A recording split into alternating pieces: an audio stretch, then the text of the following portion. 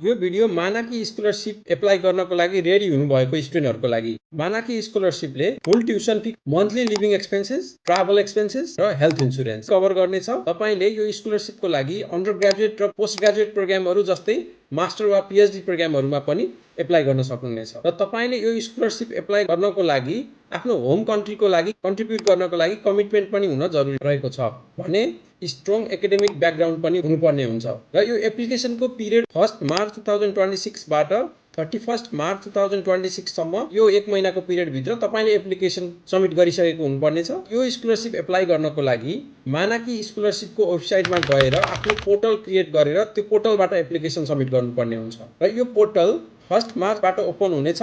र यो portal open गरिसकेपछि तपाईले एलिजिबल प्रोग्राममा एप्लाई गर्नुपर्ने हुन्छ। र यसको लागि तपाईले आफ्नो एकाडेमिक डकुमेन्ट्स, आफ्नो सिभी र स्टेटमेन्ट अफ पर्पज अट्याच गर्नुपर्ने हुन्छ। यदि तपाईँ सर्टलिस्टेडमा पर्नुभयो भने इन्टरभ्यू एटेन्ड पनि गर्नुपर्ने हुन्छ। अब तपाईँ न्युजिल्यान्डको टप युनिभर्सिटीमा विदाउट एनी एक्सपेन्सेस एप्लाई गर्ने प्लानिङ गर्दै हुनुहुन्छ भने मानाकी स्कलरशिपको वेबसाइटमा गएर पनि हेर्न सक्नुहुनेछ। Thank you everyone.